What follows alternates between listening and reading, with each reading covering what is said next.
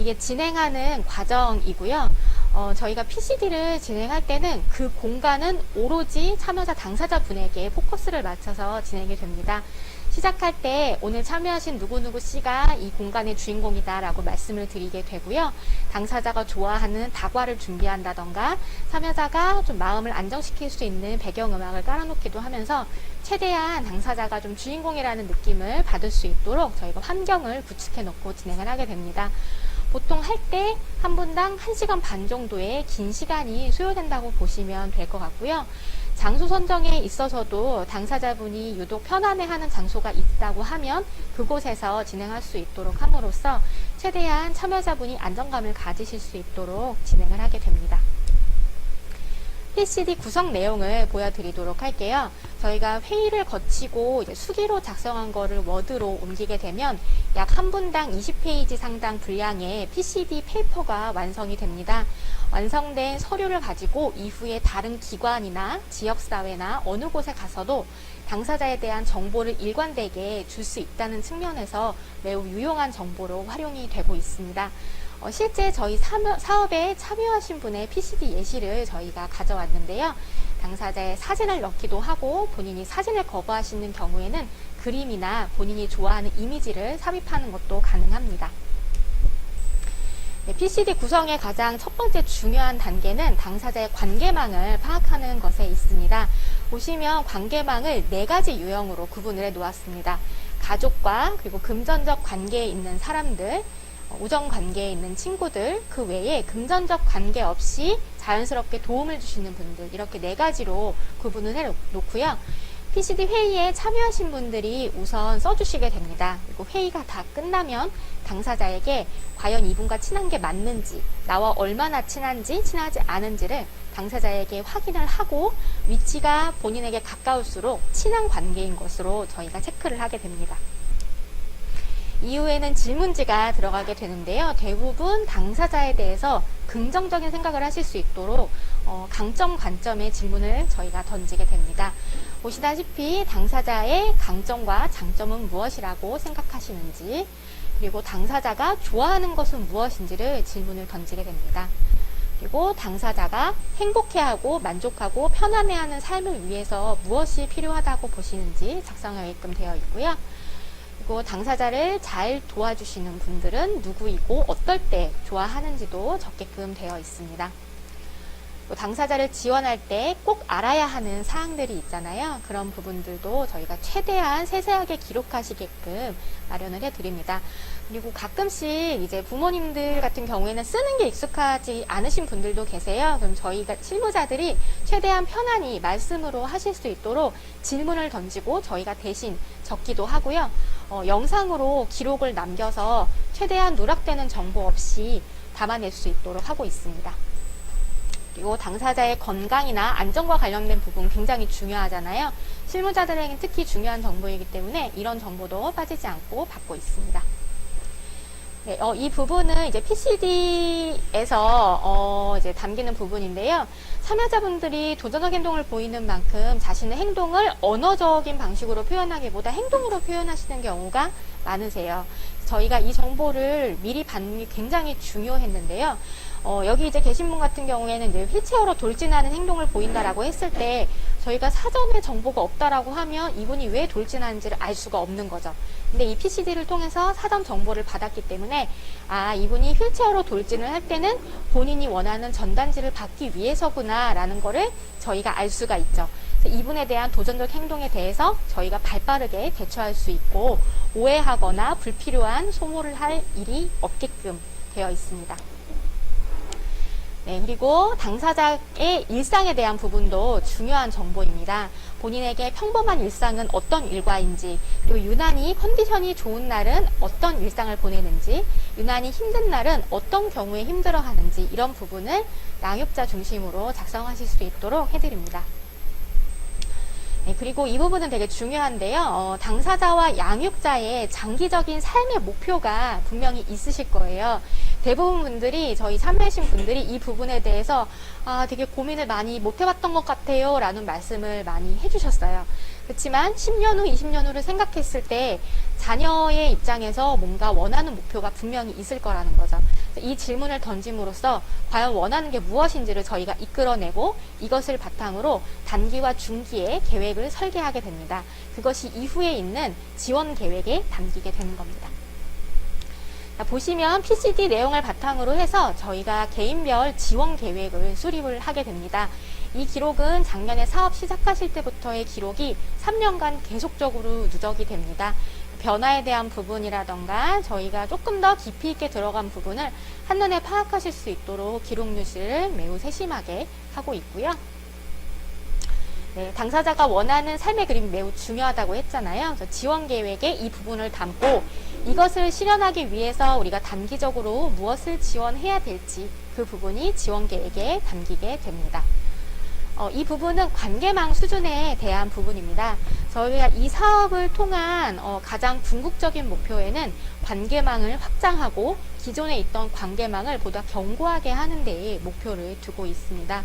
이 참여자분 같은 경우에는 1차년도에 비해서 2차년도에 왔을 때 관계망의 양적 확대와 질적인 부분의 확대까지도 한눈에 확인하실 수 있습니다.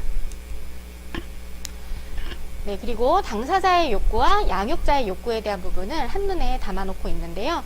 당사자의 욕구와 양육자의 욕구가 분명히 상이할 수도 있습니다. 그래서 이 부분 다 놓칠 수 없기 때문에 저희가 한 가지 양식에 담아놓고 있습니다. 개인별 지원 계획에 대해서 이제 단기적인 방향이 되게 중요하잖아요. 그래서 저희가 1년 단위로 해서 매달 무엇을 어떻게 진행했는지 PCD를 수립하고 개인별 지원 계획을 수립을 하고 이후에 설계를 수정을 하고 개별 예산을 지원을 하고 서포터 교육을 하고 이런 내용들이 다 기록에 남게 됩니다. 이 부분은 저희가 예산 지원에 관한 부분인데요.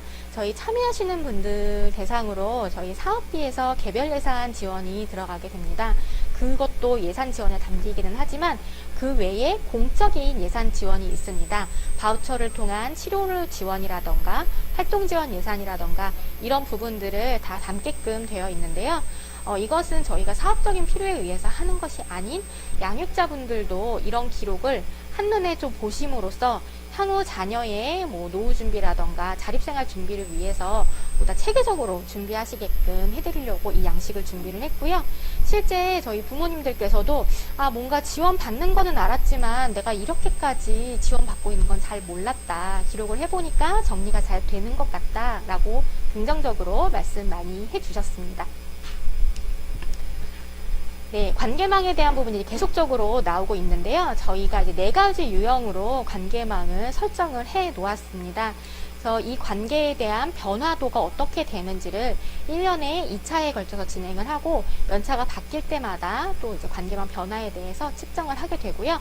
이 부분은 참여자와 양육자 서포터 인터뷰를 바탕으로 해서 질적인 분석도 병행하고 있습니다.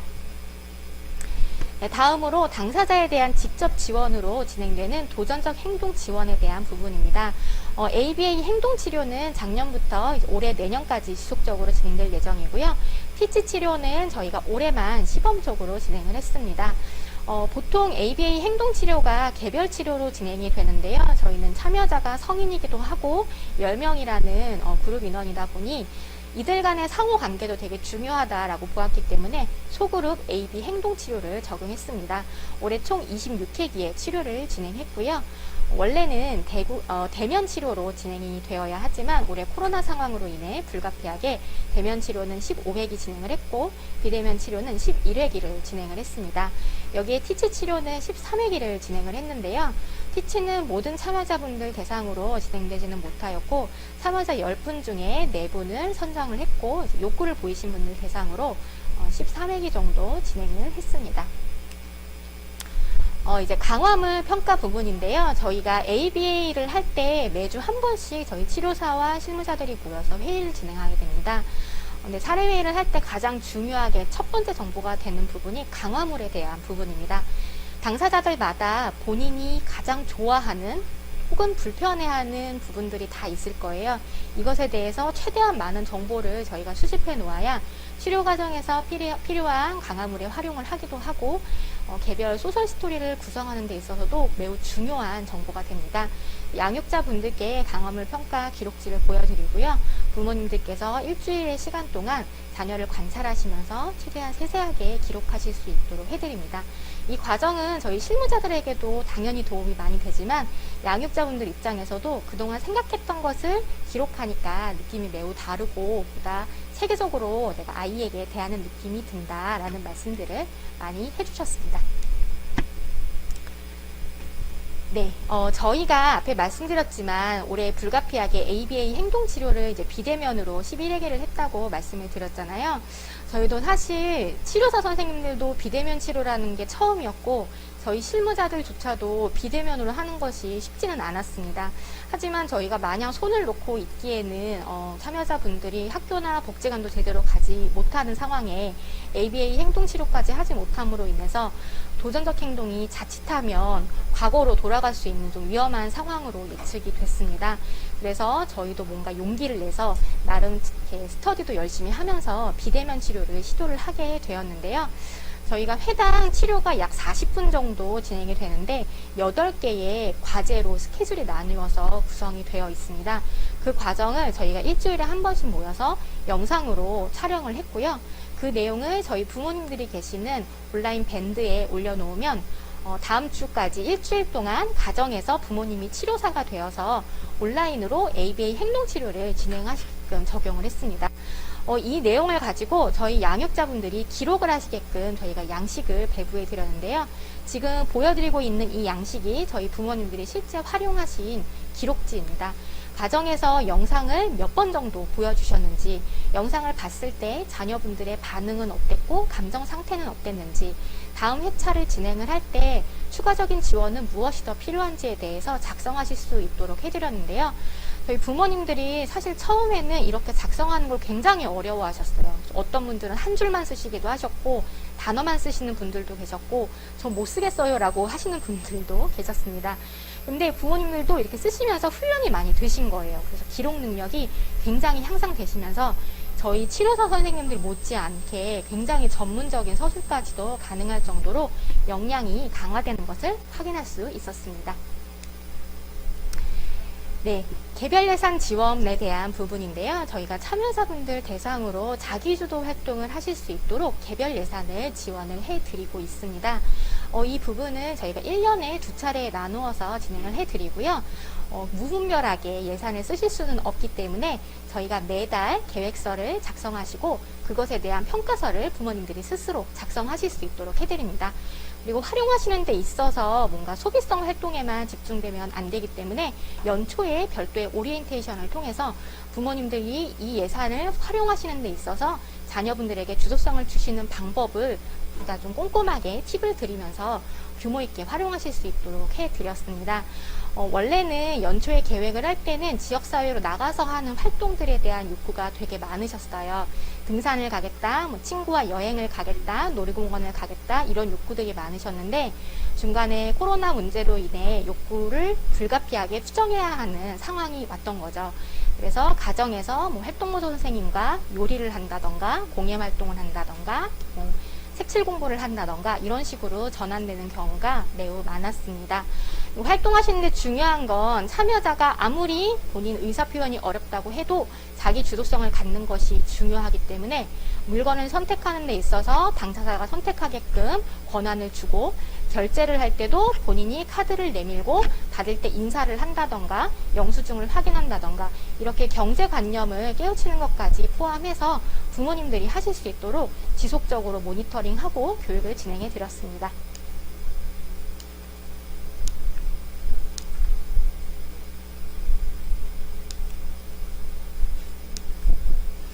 네, 저희가 올해 참여자 소그룹 활동을 진행을 했습니다. 작년에 평가를 할 때 양육자분들께서 소그룹 활동을 좀 했으면 좋겠어요. 이 사업을 통해서 새로 만난 친구들과 조금 더 결속력 있는 관계로 가져가고 싶다라고 욕구를 보이셔서 소그룹 활동을 진행을 했는데요. 이 또한 이제 코로나로 인해 저희가 대면하는데 좀 어려움이 많이 있었잖아요. 그래서 온라인 활동과 오프라인 활동을 병행해서 진행을 했습니다. 온라인 활동 같은 경우에는 가정에서 활용하실 수 있는 키트를 저희가 보내드렸어요. 참여자들이 각각 다른 것을 하면 소통에 어려움이 있다 보니 저희가 공통 주제와 선택 주제를 드리고 이 중에서 공통 주제는 모두 다 똑같이, 선택 활동은 3명, 4명씩 그룹을 이루어서 우리는 같은 활동을 하는 그룹이야 라는 인식을 줄 수 있도록 했습니다. 그 한 가지 예로 이제 송편 만들기 활동과 식물 키우기 활동을 했는데요. 본인이 이제 아침마다 물을 주고 키우는 과정을 단톡방에 올리도록 했습니다.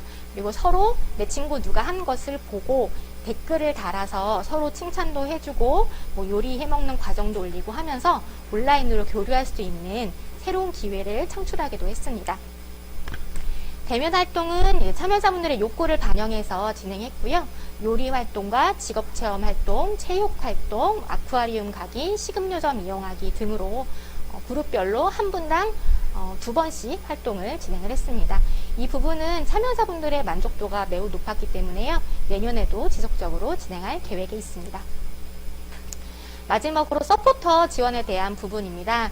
저희가 3차년도로 가면 서포터에 대한 지원이 더 많이 늘어날 예정인데요. 올해는 참여하신 양육자와 주변에 계신 서포터분들, 활동지원사라던가 이웃이나 학교 선생님 대상으로 서포터 그룹 교육을 총 10회기를 진행을 했습니다. 교육 커리큘럼은 저희가 사전 욕구조사를 통해서 교육받고 싶으신 내용을 투표를 했고요. ABA에 대한 교육 욕구가 가장 크셨습니다. 그 이후에는 의사소통 지원에 대한 욕구가 크셔서 관련된 강사님들 모시고 대면과 비대면 병행하면서 총 10회기의 교육을 마무리했습니다. 저희가 내년에는 단순한 역량 강화 차원을 넘어서 서포터 간의 연대를 강화하고 이분들이 보다 생산성 있는 활동을 하실 수 있도록 옹호자로서 역량을 극대화시키는 데 목표를 두고 진행할 계획에 있습니다. 네, 이것으로서 2차년도 경과 보고를 마치도록 하겠습니다. 지금 질문 올라오신 내용 중에 발표 자료를 받아보고 싶다라고 말씀해 주신 분들이 계셨는데요. 저희가 오늘 행사 끝난 이후에 개별적으로 문자 보내드리고 자료 희망하시는 분들은 이메일 주소 보내주시면 자료는 보내드리도록 하겠습니다. 네, 감사드립니다. 다음으로 이제 휴식 시간 없이 바로 이어서 진행하도록 하겠고요. 2차년도 사업의 사례 연구와 관련된 성과 보고를 박광욱 박사님께서 해주시겠습니다. 지금 잠시 정비하는 시간이 필요해서요. 5분 정도 휴식 시간 갖고 다시 찾아뵙도록 하겠습니다. 감사합니다.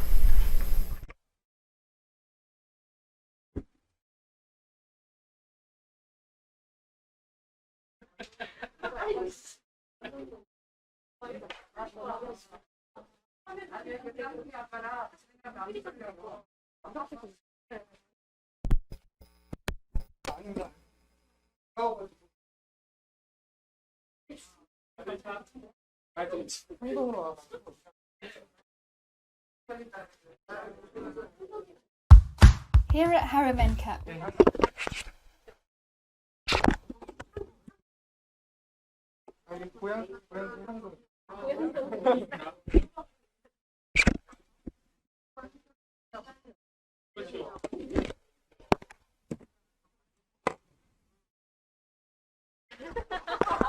다시 할까?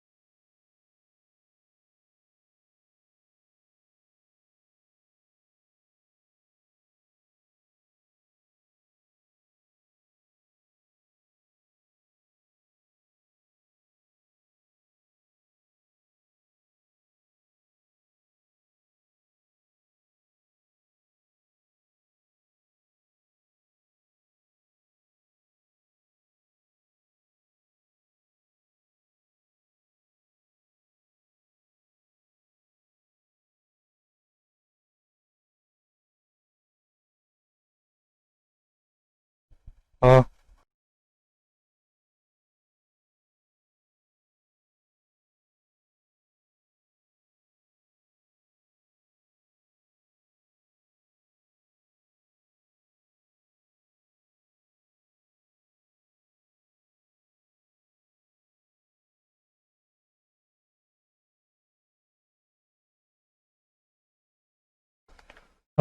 하나, 하나,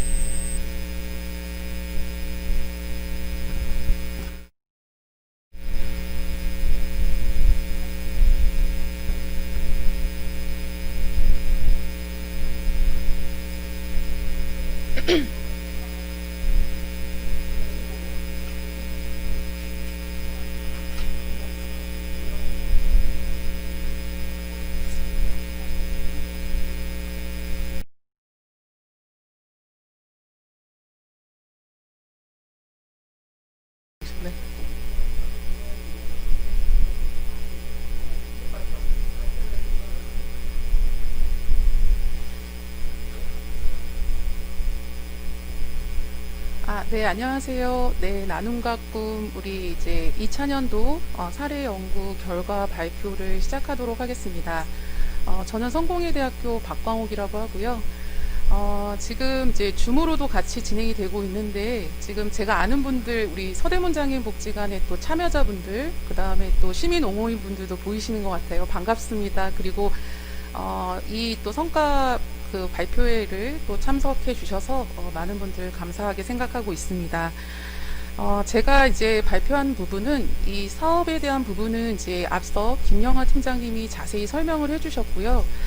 저는 그 사업과 같이 진행된 사례 연구가 있습니다. 그래서 그 사례 연구에 대한 주요 결과를 살펴보고 같이 공유를 하고자 합니다. 이 나눔과 꿈은 이제 3년 동안 진행이 되는데요. 그 매년 그 연구랑 같이 진행이 되고 있습니다. 그래서 이 도전적 행동을 보이는 이제 발달장애인 분들의 지역사회에서 어떻게 살아가야 되는지에 대한 지원 체계를 만들기 위해서 3년 동안 이제 단계적인 접근을 시도해보고 그 결과에 대해서 한번 연구를 해보고 또 다시 한번 이제 새로운 시도 방법을 찾아보는 그런 방식으로 연구가 진행이 되고 있습니다. 그래서 2차년도도 마찬가지로 이 저희가 지원 체계, 그 커뮤니티 안에서 지원 체계를 만들기 위해서 연구가 진행이 됐는데요. 이번 연도는 이제 1차년도와 다르게 또 코로나19 상황으로 인해서 좀 여러 가지 어려움이 있었습니다. 그래서 그 상황에서도 이제 도출된 그 연구 결과를 중심으로 말씀을 드리겠습니다.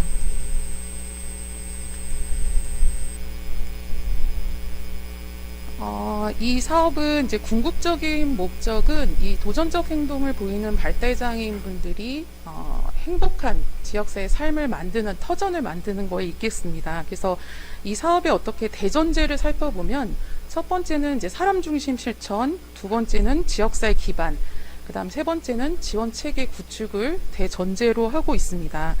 그래서 사람 중심 실천은 이 지원의 중심이 일단 발달장애인에게 있어야 한다라는 걸 전제로 하고 있고요.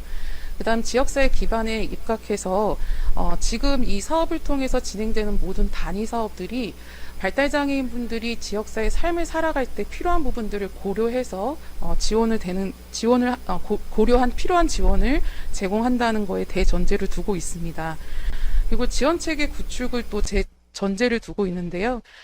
이 사업을 통해서 여러 가지 사업들이 진행이 되고 있지만 일단 단편적인 지원이 아니라 이런 지원들이 또 하나의 연결고리로 이어져서 체계를 구성해 보자는 부분에서 취지가 있습니다. 그래서 조금 더 이제 포괄적이고 통합적인 어떤 지원을 제공하기 위해서 어떤 지원 체계가 필요할 것인가, 지역사회 안에서 이런 부분들을 고민하는 그런 것들을 전제로 하고 있습니다.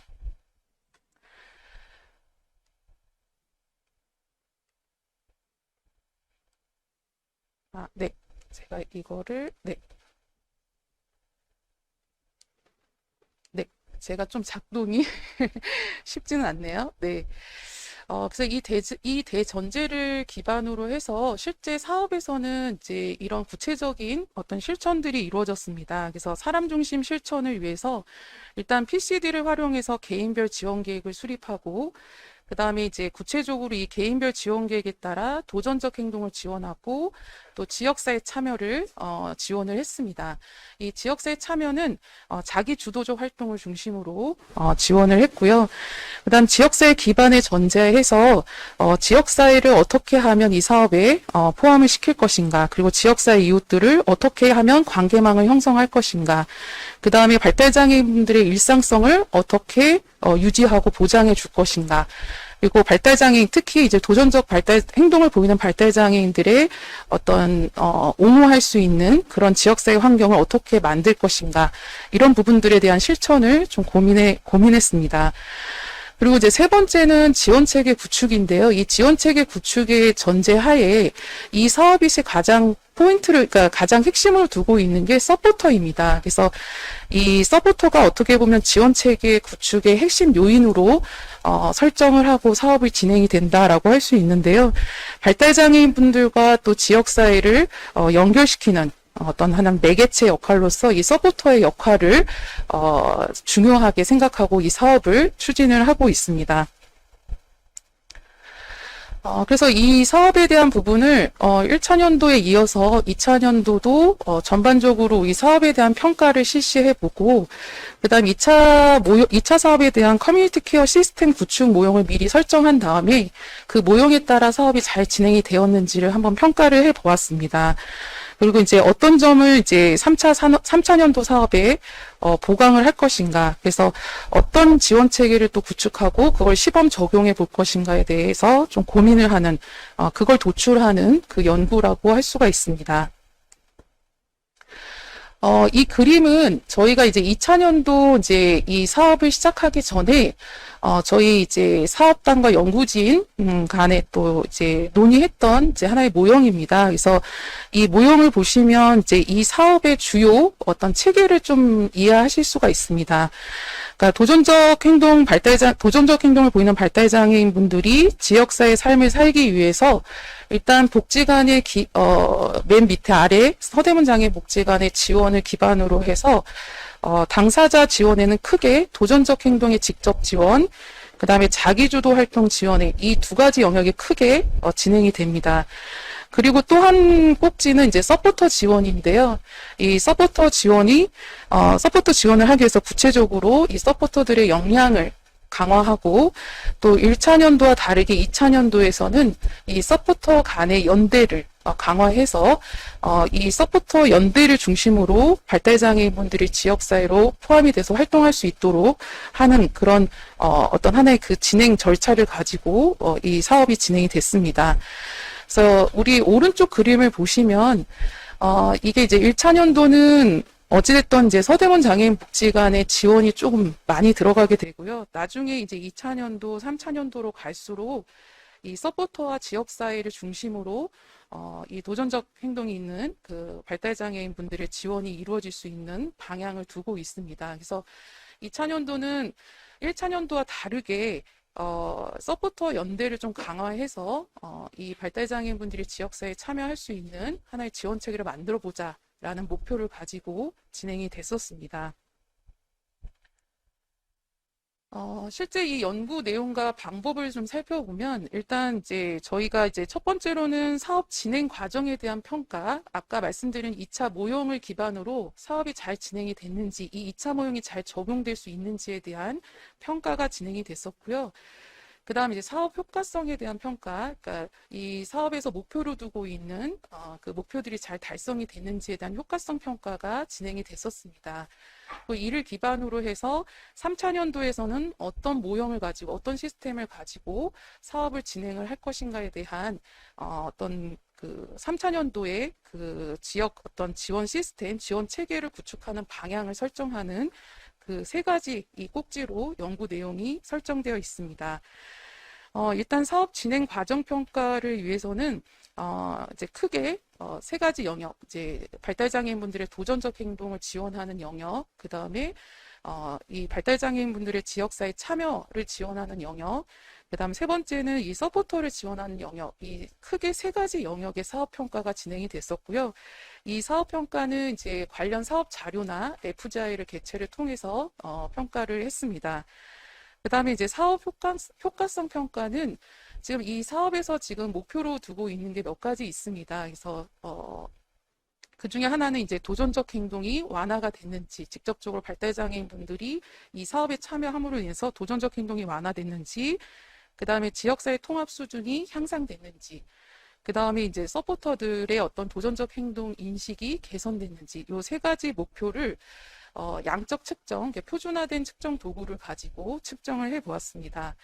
그리고 이제 질적 평가로 우수 참여자를 실질적으로 이제 회의를 해서 우리가 했고요. 그 우수 참여자에 대한 변화 과정을 스토리 라인으로 구성해서 저희가 연구 보고서, 여기에는 담진 않았지만 연구 보고서에 포함을 시켰습니다. 그래서 아무튼 이 사업 진행 과정이나 이제 사업 효과성 평가를 기반으로 해서 이제 3차년도에 어떤 점을 보강을 해야 되는지, 3차년도의 시스템을 어떻게 가져가야 되는지에 대한 부분을 일단 사업단이나 연구진, 그 다음 자문회의를 통해서 이 방향 설정을 하는데 이제 방향 설정을 하게 됐습니다. 그래서 이런 연구 내용 및 방법을 기반으로 해서 제가 차례대로 이 순서대로 주요 이제 평가 내용을 좀 설명을 드리도록 하겠습니다. 첫 번째는 이 도전적 행동 지원에 대한 부분입니다. 우리 아까 김영하 팀장님이 이제 사업 진행에 대한 과정에 대해서는 좀 정확하게 구체적으로 설명을 해 주셨는데요. 이번 연도는 이제 1차년도와 다르게 티치 프로그램이 추가로 진행이 됐었습니다. 근데 이제 이 도전적 행동 지원 뭐 여러 가지 사업들이 저희가 이제 예상치 못하게 코로나19 상황으로 인해서 좀 많이 어려움이 있었습니다. 그래서 뭐 우리 도전적 행동 있는 우리 이용자분들은 좀 다양한 도전적 행동이 일시적으로 증가하는 그런 양상도 보였고요. 그래서 이 참여자 부모님들이나 참여자분들, 그 다음에 우리 이 도전적 행동을 지원하시는 치료자분들이 굉장히 고생을 많이 했던 부분입니다. 그래서 일단 이 예상치 못했던 코로나 상황에 의해서 새롭게 좀 접근이 된 부분이 이 온라인 영상 지원, 그 다음에 오프라인으로 키트를 제공하는 접근을 좀 시도를 해봤습니다. 좀 이제 어려운 상황이었지만 이제 다양한 시도를 하시려고 노력을 많이 하셨고요. 그리고 우리 참여자분들도 어머님들도 어쨌든 이 상황에 좀 적응하시려고 고생을 많이 하셨던 부분들을 제가 연구 과정에서 살펴볼 수가 있었습니다. 근데 이제 이 상황이 어떻게 보면 이제 어떤 발달장애인 분들의 개별적 지원을 조금 더 고민하게 되는 계기가 되었던 것 같습니다. 그래서, 뭐, 온전히 나쁜 상황이라고 판단하기는 좀 어렵고, 그 안에서도 우리가 이제 어떻게 더 이 개별적 지원을 해야 되는지에 대한 방향성을 좀 더 고민하는 그런 시간이 되지 않았나라는 생각을 합니다. 일단은 이제 이 도전적 행동 지원의 새로운 접근에 대해서는 저희가 F자일을 통해서 이제 의견을 좀 여쭙습니다. 그러니까 실제 치료사분들이 진행하는 측면에서 그 다음에 우리 이제 부모님들이 그다음 참여자분들이 하여튼 그 온라인 영상에 대한 지원을 이용하는 측면에서 F자일을 했을 때 좀 상이한 결과들이 좀 나타났습니다. 그래서 일단은 이제 부모님들 입장에서는 이제 이 비대면 지원 환경이 아직 구축되지 않은 상황에서 가정마다 이 환경이 다 차이가 있었고요. 그 안에서 또 물리적 환경이 이제 받쳐주지 않아서 어려움도 있었고, 그 다음에 이제 실제 준비가 아직 이제 사전에 준비가 되어 있는 상황이 아니었기 때문에 뭐 예를 들면 온라인 영상과 키트가 제공되는 이제 시간차가 있었기 때문에 그런 점에 있어서 이제 사전 준비의 필요성을 말씀을 주셨고요. 또 비대면 지원도 좋지만 이제 오프라인과 병행해서 진행이 됐으면 좋겠다라는 의견도 주셨습니다. 그리고 좀 더 집중과 흥미를 유도할 수 있는 그런 이제 다양한 컨텐츠들이 개발됐으면 좋겠다라는 의견을 주셨고요. 근데 이제 치료사분들과 또 우리 부모님들 의견을 들어봤을 때 공통점은 뭐냐면 일단 이 새로운 접근으로 진행된 이 비대면 지원에 대한 가능성을 공통적으로 얘기해 주셨습니다. 그래서 점점 이 온라인 지원, 비대면 지원에 대해서 적응을 해 나가는 모습들을 볼 수 있었고, 그 다음에 그 환경들이 좀 더 업그레이드 되는 부분들이 있었습니다. 진행 과정에서. 그리고 이제 저희가 이 과정에서 어떤 부분들을 조금 핵심 포인트로 잡을 수 있었냐면 이 새로운 접근, 온라인 지원에 있어서도 결국은 소통이다. 이 소통에 대한 요인이 소통에 대한 어떤 부분들이 반드시 적용이 돼야 된다라는 거였습니다. 그래서 온라인 영상, 녹화된 온라인 영상이라 할지라도 치료사분들이 각각 이용자분의 이름을 불러주고 호명해주고 칭찬해주고 하는 그런 소통의 방식들이 조금씩 개입이 됐었을 때 훨씬 이용자분들이 참여하는 부분들이 집중력 있게 참여하는 부분들이 높아졌고요. 그 다음에 이 키트는 이용자분들한테 선물과 같은 존재였습니다. 그래서 마치 택배로 선물을 받아서 언박싱하는 그런 어떤 기분도 계속 꾸준하게 느끼는 그런 부분들에서 여기 우리가 온라인 비대면 지원을 할 때 우리가 이 소통이라는 부분을, 이 소통이라는 요인을 반드시 고려를 해야 된다라는 부분들을 좀 알 수가 있었습니다. 그 다음에 두 번째는 지역사회 참여에 대한 부분입니다. 그래서 여기서는 지금 자기주도 활동에서 개인별 지원 계획에 따라 개별 예산을 지급하고 자기주도 활동을 지원을 했습니다. 그리고 올해 새롭게 소그룹 활동을 지원을 했는데요. 이 자기주도 활동에 있어서는 주로 오프라인으로 진행이 됐었고, 이 소그룹 활동은 온라인과 오프라인을 병행을 했었습니다. 근데 이 자기주도 활동에 대한 평가를 좀 살펴보면 일단은 주로 1차년도와 동일하게 유사하게 개인이 선호하는 활동을 배운다라든지 지역사회 시설 이용하기, 가족 여행 및 나들이, 그다음 문화여가 활동하기 등 주로 개인, 가족 활동 중심으로 이 자기주도 활동이 진행이 됐었습니다. 그래서 이거는 굉장히 1차년도에서도 이 부분이 개선돼야 되는 부분들로 이제 평가가 됐었거든요. 근데 아무래도 코로나 요번에 일부 상황으로 인해서 2차년도도 이 1차년도와 유사하게 개인, 가족 활동 중심으로 이 자기주도 활동이 진행이 됐었습니다. 그다음 소그룹 활동 같은 경우는 다양한 어떤 성인기 이 자립과 관련된 주제로 진행이 됐었습니다. 그래서 굉장히 만족도가 높았고요. 그래서 이 부분은 더 확대해야 된다라는 이제 의견을 주셨습니다. 그리고 추가로 이 성인기 과제에 필요한 일자리, 그러니까 직업과 관련된 실제 이렇게 직무 활동을 해볼 수 있는 기회가 있었으면 좋겠다라고 이야기를 주셨고요. 저희가 이제 그 도전적 행동이 있는 발달장애인 분들의 어떤 상황과 일자리를 연결을 시키기가 참 어려운 부분들이 있는데, 네, 실제로 내년도 3차년도에서는 이 소그룹 활동에서라든지 아니면 별도의 사업으로 일자리를 좀 제공을 하고 실제 일을 하고 보상을 받는 이런 어떤 이제 경험을 해볼 수 있는 것들을 시도해 볼 수 있을 거라는 생각이 듭니다. 그래서 이 자기주도 활동은 이제 방법상의 어떤 개선이 필요하다라는 이제 평가가 내려졌고, 이 소그룹 활동은 지금 방식을 유지하더라도 좀 더 확대가 필요하다라는 평가가 있었습니다. 그 다음에 이제 세 번째로 진행될 이 서포터 지원입니다. 이 서포터 지원은 크게 서포터 대상으로 하는 교육, 그 다음에 이제 새롭게 두 가지가 추가가 됐었는데요. 이 힐링 지원과 그 다음에 서포터 연대에 대한 부분이었습니다. 이 서포터 교육은 1차년도와 다르게 이 서포터 분들 대상으로 교육 욕구를 조사하고 그 욕구 조사 기반에서 교육을 계획하고 진행을 했었습니다. 근데 이제 저희가 이제 코로나 또 19 상황으로 인해서 온라인으로 진행이 됐었습니다. 그러다 보니까 이 서포터 분들이 익숙하지 않는 교육 환경이 익숙하지 않아서 이 교육 효과에 대한 부분은 다소 감소되는 부분들이 있었습니다. 근데 이제 저희가 교육 만족도 조사를 해 보니까 이제 의사소통 지원에 대한 이제 교육을 희망하셨고, 이 코로나19를 대비해서 이 교육에 대한 방식, 예, 교육 환경에 대한 이런 새로운 접근이 필요하다라는 거를 말씀을 주셨습니다. 그 다음 이제 새롭게 된 게 이제 힐링 지원인데요. 이 힐링 지원을 위해서 두 가지 어떤 주제로 진행이 됐었는데, 이 전문 심리 상담, 그 다음에 일정 예산을 지급해서 우리 양육자분들이 원하는 활동을 하는 이 양육자 스트레스 지원에 대한 부분들이 두 가지 접근이 진행이 됐었습니다. 그래서 이 힐링 지원에 대한 접근은 굉장히 만족도가 높았고요.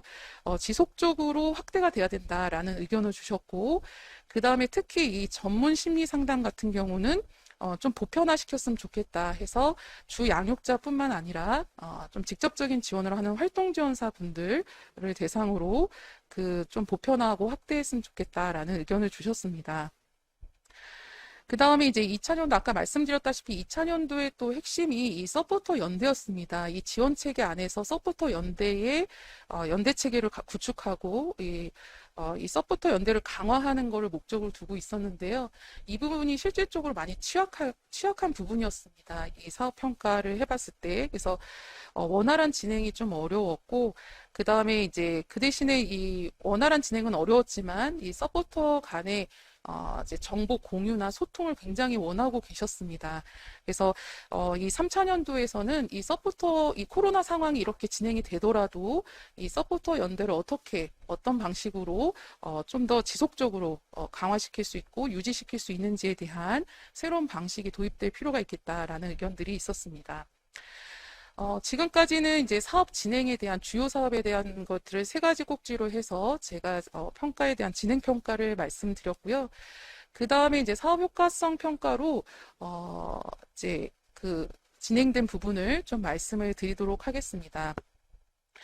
일단 사업 효과성 평가로 우리가 도전적 행동이 완화가 됐는지, 실제 이 사업에 참여한 이용자분들의 도전적 행동이 완화가 됐는지, 그 다음에 지역사회 통합 수준이 강화가 됐는지, 그 다음에 이제 서포터들의 도전적 행동의 인식이 개선이 됐는지, 크게 세 가지 영역으로 평가가 진행이 됐었습니다.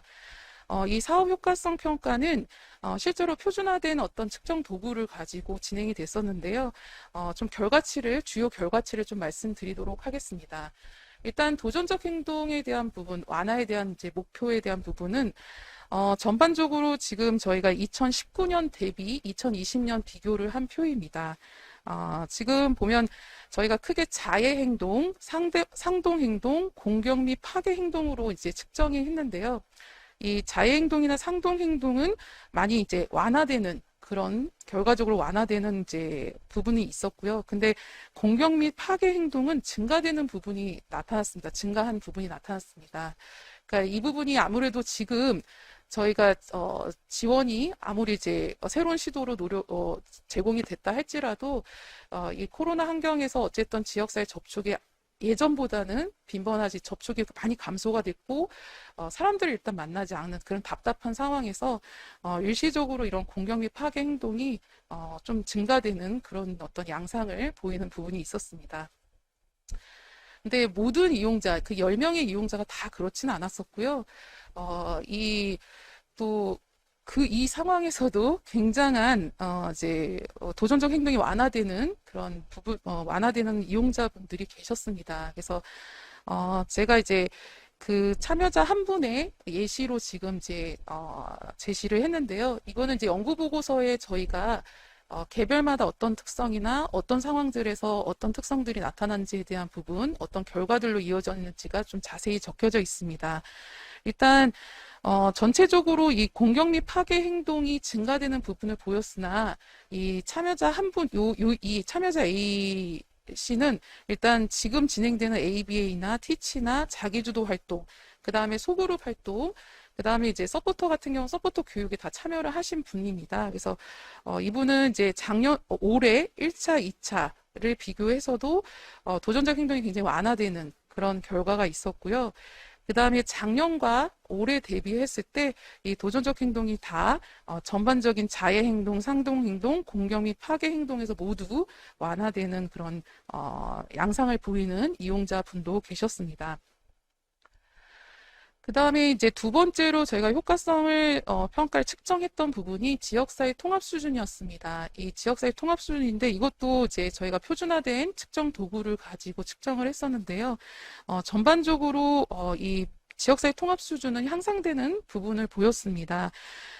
그래서 1차에 비해서 2차, 그리고 작년에 비해서 우리가 이 통합 수준은 향상되는 부분이 있었는데요.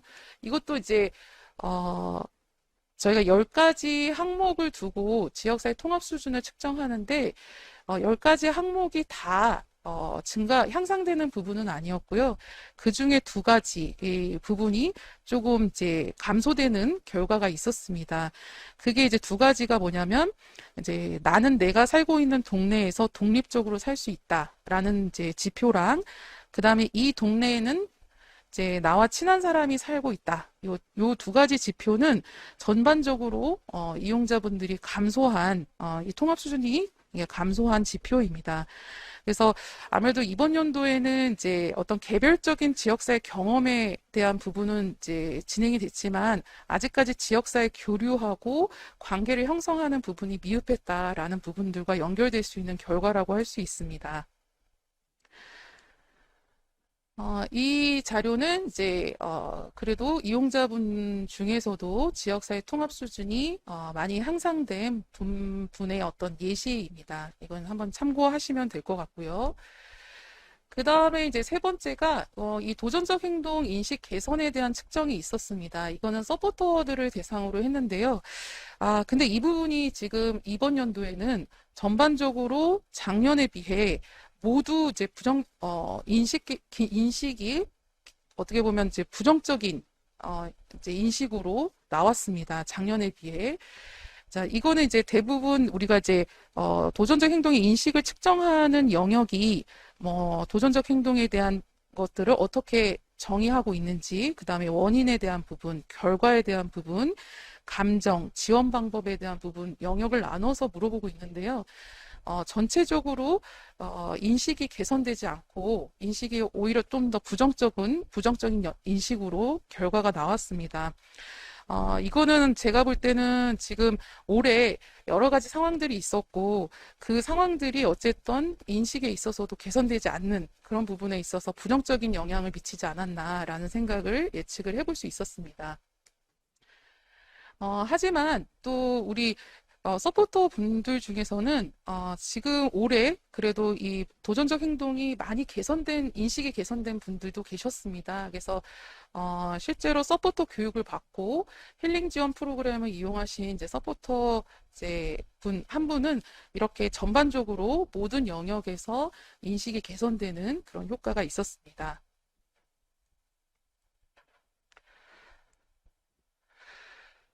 일단 저희가 이 연구를 통해서 이 사업에 대한 어떤 과정평가나 효과성 평가를 전반적으로 실시했을 때, 세 가지 측면의 쟁점들이 나왔습니다. 그래서 첫 번째는, 지역사회와의 연결에 대한 부분, 그 다음에 코로나19 상황에 대한 대응 부분, 그 다음에 서포터 연대에 대한 부분입니다. 일단 지역사회와의 연결이라는 측면에서는 일단 전반적으로 사업이 1차 년도와 유사하게 2차 년도에 이제 비공식적인 서포터, 그러니까 이제 주로 부모님을 중심으로 하는 비공식적인 서포터나 일부 이제 활동 지원사의 이제 공식적인 부분이 일부 서포터가 있었고요. 일단 주로 이제 공식적인 서포터랑 이용자 중심의 지역사회 참여가 많이 이루어졌습니다. 그래서 이게 이제 지역사회 통합성 측면에서, 그 다음에 관계망 확대 측면에서는 좀 많이 미흡한 부분이 있었습니다. 그리고 지역사회가 개입하기보다는 이제 당사자의 역량을 중심으로 이 사업이 진행됐다라는 평가가 있었습니다. 그러면 우리가 지역사회와의 연결해서 이제 앞으로 3차 년도에서 이 지역사회 지역사회 내의 삶의 일상성을 어떻게 최대화시킬 수 있을 것인가라는 고민을 할 필요가 있는데요. 이 부분에 대한 것들은 이제 차후에 제가 이 3차 년도의 방향을 얘기할 때 말씀을 드리도록 하겠습니다. 그다음 두 번째는 이제 코로나19 상황에 대응하는 부분에 있어서 저희가 이제 또 다른 과제로 제시가 됐습니다. 그래서 올해 예상치 못했던 상황에서도 일단 이제 사업 진행이 좀 중단되는 경우도 있었고, 그 다음에 여러 가지 어려움이 있었습니다. 근데 이제 열악한 상황에서도 이제 새로운 시도나 노력들이 이어지기는 했었는데요. 이제 앞으로 이제 적절한 대응이 없다라고 하면, 이제 사업 내용이나, 이제 사업 내용이 축소되거나 아니면 이제 효과성이 감소되는 우려가 이제 발생할 수 있을 거라는 생각이 듭니다. 그래서 앞으로 지속될 이 상황에 대해서 어떻게 대응할 것인가에 대한 고민을, 이제 3차 년도를 대비해서 해야 되는 부분이었습니다. 그 다음에 이제 서포터 연대에 대한 부분인데요. 이 서포터 연대가 굉장히 저희가 지역사회 지원 체계를 만드는 데 핵심적인 요인이 됐었는데, 1차 년도와 유사하게 이번 연도에도 이제 비공식적인 서포터들 중심으로 진행이 됐었습니다. 그래서 또 비슷한 규모, 서포터가 더 확대되지 않은, 이제 규모적으로도 확대되지 않는 결과가 있었고요. 그래서 전반적으로 이 서포터 개별적인 활동을 주로 하는 그런 접근 방식으로 진행이 됐었고, 그 서포터의 역할이 확립이 안 되고 역할이 미비한 부분이 있었습니다. 그 다음에 서포터에게 주어지는 이제 어떤 과제들이 명확한 과제가 없다라는 부분들이 좀 부정적인 평가로 제시가 됐습니다. 그래서 이 서포터 연대, 즉 이제 발달장애인분들이 지역사회 생활을 할 때 든든한 어떤 옹호자 역할을 하는 분들, 이 분들을 어떻게 만들 것인가라는 고민을 이 3차 년도 우리 시작하기 전에 고민을 해야 되는 부분이지 않을까라는 생각이 들었습니다. 그래서 이제, 저희가 이 3차 년도를 이제 사업을 준비할 때, 어떤 점을 고려해야 되는가라고 했을 때, 앞서 제가 말씀드린 사업평가를 기반으로, 저희가 이제, 좀 논의 과정을 거쳤습니다. 이제 확실한 무언가가 필요하다라는 부분인데요. 이 지역사회 연결에 있어서 뭔가 확실하게 지역사회랑 연결시킬 수 있는 방법이 뭘까, 이런 부분들을 고민을 해서 몇 가지를 좀 제시를 했습니다.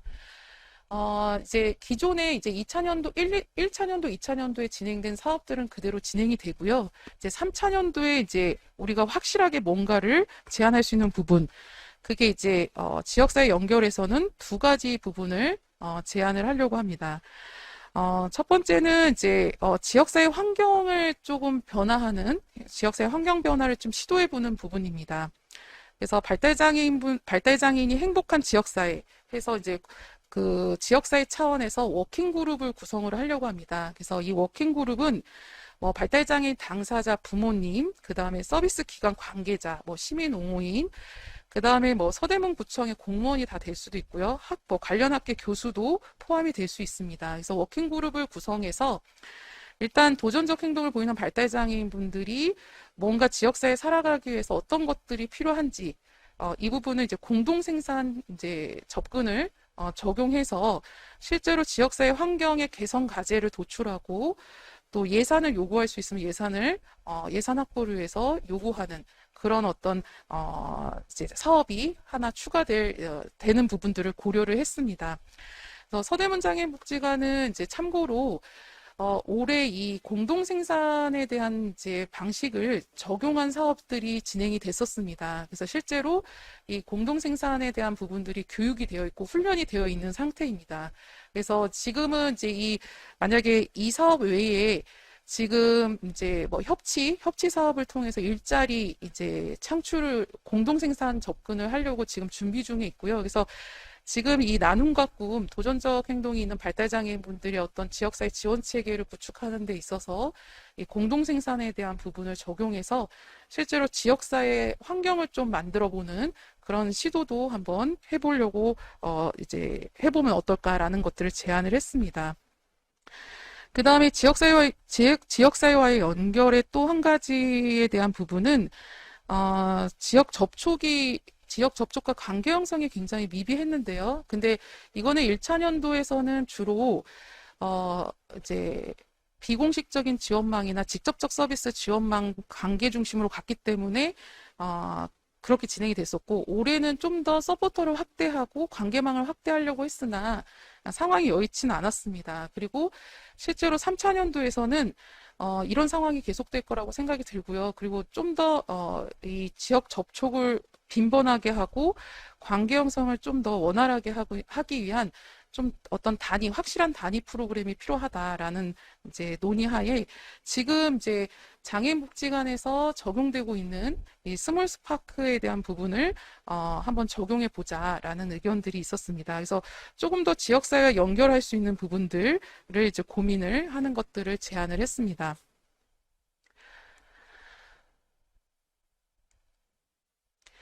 그 다음에 코로나19 상황에 대응하는 어떤 쟁점에 있어서는 몇 가지 안들이 제시가 됐습니다. 일단은 연구 결과 소그룹 활동에 대한 욕구가 높으셨는데요. 이 소그룹 활동을 확대하자라는 부분이고요. 그 다음에 이제 쌍방 간 소통 방식의 온라인 지원 및 활동 환경을 구축하자라고 해서 오프라인 지역사회에 있는 모든 활동들, 모든 이제 지역사회를 이 디지털 커뮤니티 안으로 들어오게 해서 우리가 디지털 커뮤니티라는 용어는 아직 공식적인 용어는 아니지만 일단 온라인상에서 함께 대화하고 함께 관람하고 함께 식사도 하고 요즘엔 송년회도 이 디지털 커뮤니티 형식으로 하더라고요. 그래서 함께 축하하고 하여튼 이 지역사회 활동이 제한된다라는 거에 멈춰서 서비스가 중단되는 게 아니라 디지털 상에서도 이 커뮤니티를 그대로 가지고 와서 뭔가 활동을 할 수 있는 어떤 환경을 구축해 보는 거를 3차 년도에 좀 적용해 보자, 이런 것들을 고민해 보자라는 의견들이 제시가 됐습니다. 그 다음에 이제 ABA나 이제 서포터 교육이 계속 진행될 건데요. 실질적으로 이제 다양한 온라인 치료, 교육 방식이 도입될 필요가 있겠습니다. 그리고 지금 서포터나 이용자분들의 환경 구축도 같이 진행이 될 필요가 있겠습니다. 근데 이거는 이제 여러 방식이 이제 도입될 수 있겠지만 이용자 측면에서는 이 녹화된 온라인 동영상보다는 실시간에 대한 접근을 더 원하셨고요. 그 다음에 서포터 입장에서는 실시간보다는 좀 더 이제 녹화된 교육 동영상, 온라인 동영상 접근을 더 원하셨습니다. 그래서 이런 접근도 우리가 다각도로 3차 년도에는 지원해 볼 필요가 있겠습니다. 그 다음에 이제 이 코로나19 상황에 우리가 맞이해서 어쨌든 다양한 어떤 활동을 해야 되는지에 대한 고민이 굉장히 컸습니다. 그래서 다양한 활동거리를 개발하고 그거를 공유할 수 있는 플랫폼을 하나 만들어서 이 3차년도에 우리 참여자뿐만 아니라 지역사회 주민들도 같이 들어와서 이곳에 오면 발달장애인분과 즐겁게 지낼 수 있는 모든 방법들, 정보들이 있다. 이런 공유 플랫폼을 만들어서 다양한 활동거리를 올리고 공유하고 소통할 수 있는 이런 부분들을 이제 고민하자라는 이런 걸 한번 적용해 보자라는 의견들이 제시가 됐습니다. 서포터 연대와 관련된 부분은 일단 이제 힐링 프로그램 지원을 확대하려고 합니다. 그리고 전문 심리 상담 같은 경우는 보편화 하려고 하고요. 그 다음에 취미 여가 등 욕구 기반 프로그램은 좀 확대하는 방향으로 진행을 하자라는 의견들이 제시됐고요. 그 다음에 실질적으로 서포터의 역할을 이제 개별 직접 지원의 역할이 아닌 옹호자로서의 역할을 좀 강화하자라는 부분들이 있어서 이 스몰 스파크나 이제 확실한 지역사회를 연결할 수 있는 어떤 단위 사업을 통해서 이런 든든한 옹호자 그룹을 형성하자라는 의견들이 있었습니다.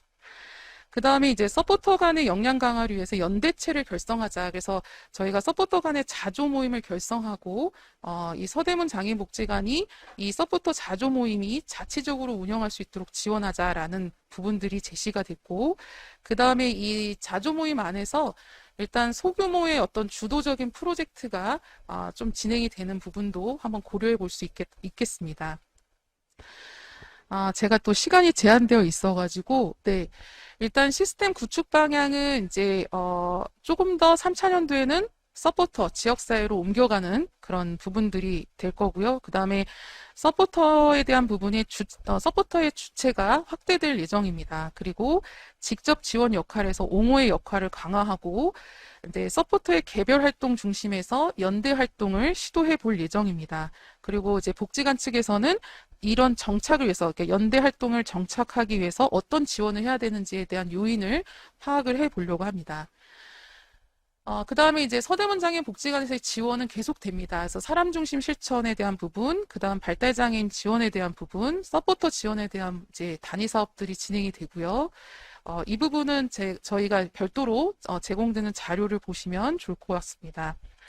그 다음에 이제 새롭게 아까도 말씀드렸던 지역사회 변화 지원을 이제 시도해 보려고 합니다. 그래서 지역사회 중심의 워킹그룹을 구성해서 공동 생산을 통해서 그 도전적 행동을 보이는 발달장애인의 어떤 필요한 정책이나 제도를 개발해보고 지역사회 필요 환경을 구성해보는 그런 부분들을 시도해 보려고 하고요.